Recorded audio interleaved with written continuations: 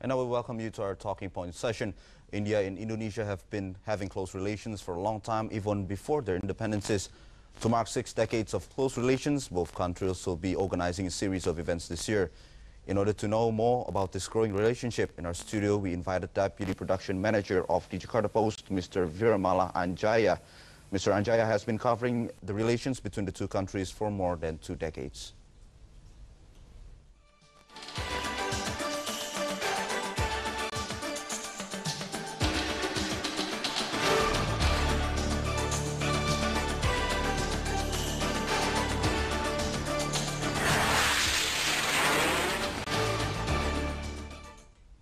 Now welcome to our talking point session, Mr. Viramala. Yeah, good evening. Good evening. Good evening. Yeah.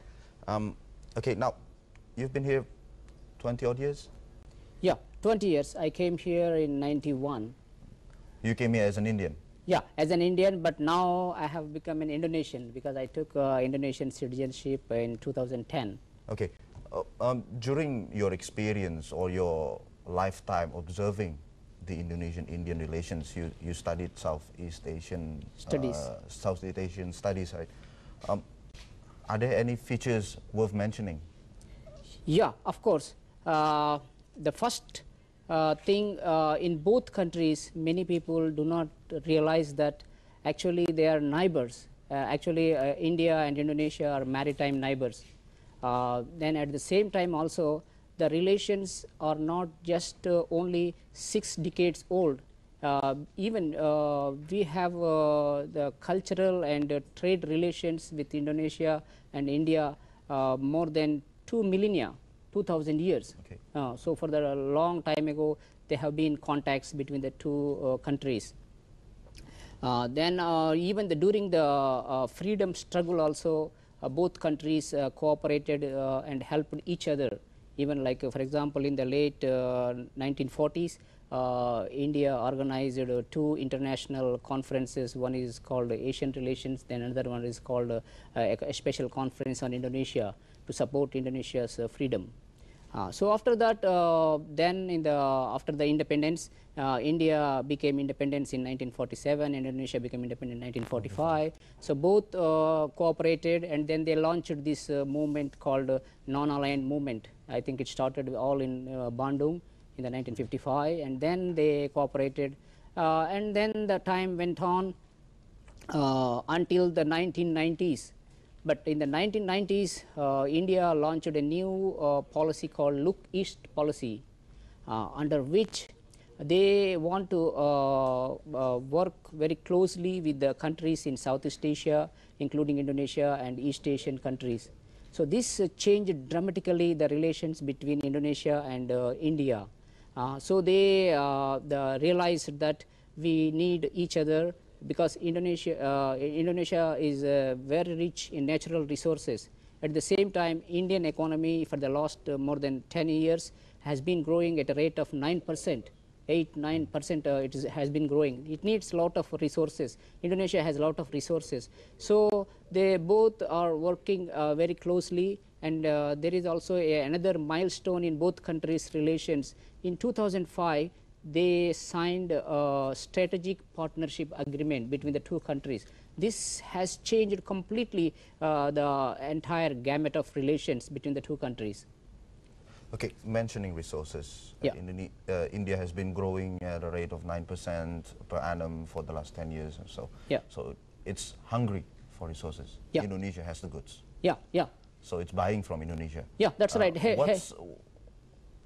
In turn, what is Indonesia buying from India? Yeah, well, for example, I mean, we start from the Indian side. India has been buying heavily Indonesia's coal for its power generation, as well as palm oil, because I think India is one of the biggest buyer of Indonesian palm oil, and also rubber and so many other natural resources. At the same time, Indonesia is buying from India in a small quantity. You cannot believe, because now Indonesia has been enjoying a huge trade surplus, only the second after Japan. Like for example, I will give you one statistics. Like last year in 2011, The total trade was, 2010, because the full year results were not yet out. So in 2010, the trade was $13 billion. Out of $13 billion, Indonesia's exports to India were $10 billion, and Indonesia's imports were only $3 billion. So that means $7 billion of trade surplus. So Indonesia has been benefiting this huge trade. But at the same time also, Indian companies have been coming to Indonesia. They are looking for opportunities in so many sectors, like you name it, like in the coal mining, and also in the energy sector, and also in the infrastructure projects. I think recently, when during the last time His Excellency President Susilo's visit to India, so they have signed so many agreements. I think the investments will total some $15 billion to build roads, bridges, and railway lines, and also some big aluminum refinery plants. So many activities, so many Indian companies are coming here to explore the possibilities. How about cultural and tourism? What do we share? How do we share it? Yeah, there is one unique thing about both countries.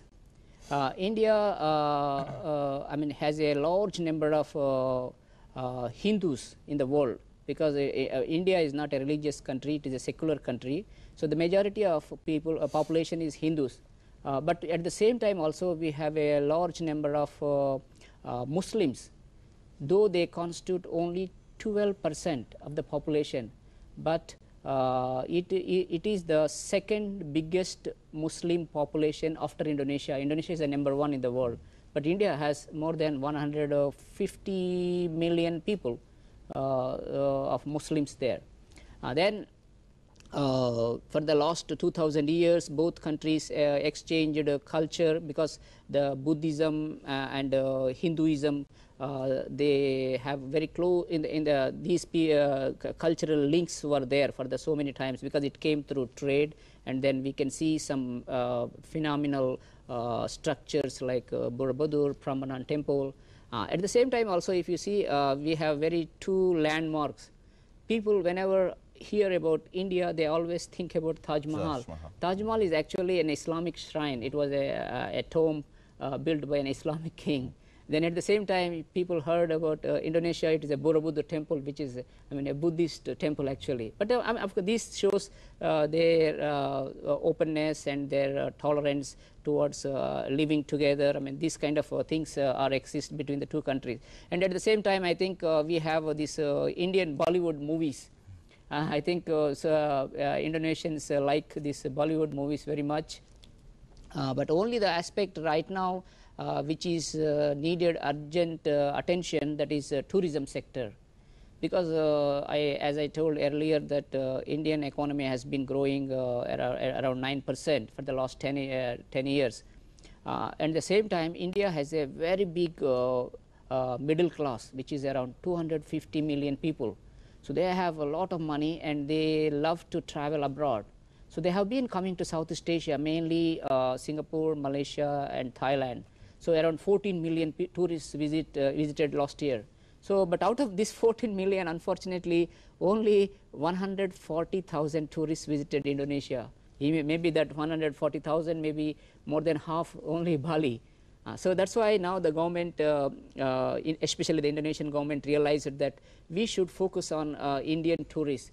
Her Excellency Mari Pangestu, the Minister of Tourism and Creative Economy, recently said that Indonesia will open a tourism office in India, and also Garuda Airlines also wants to start a new route between Bali and New Delhi. So this is these things, I think, in the future will help a lot to attract Indian tourists to Indonesia.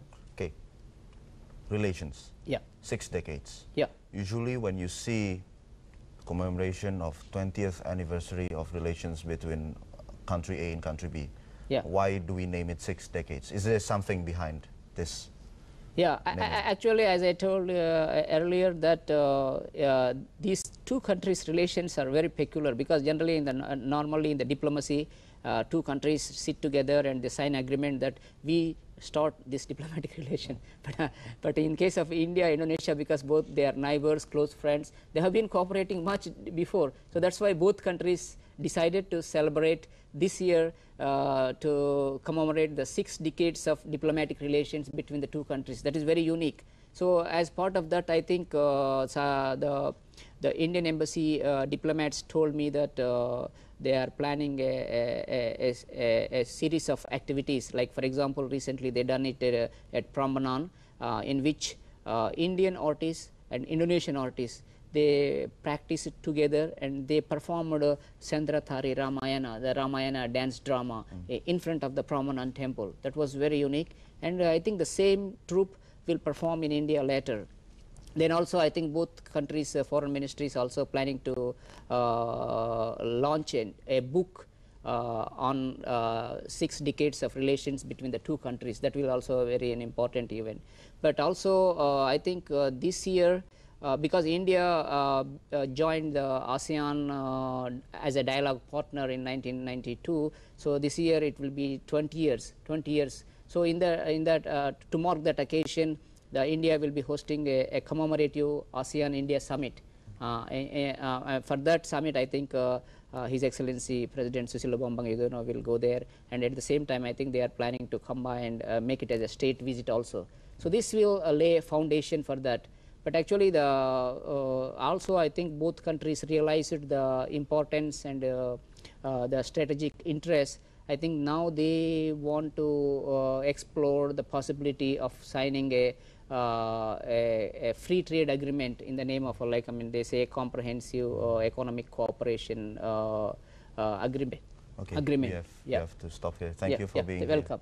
Thank you. Yeah. And that was our talking point interview with Mr. Viramala Anjaya on diplomatic ties between India and Indonesia. We'll be back more from reports from West Kalimantan and Sulawesi, but after this is the Maghrib call of prayer. Stay with us.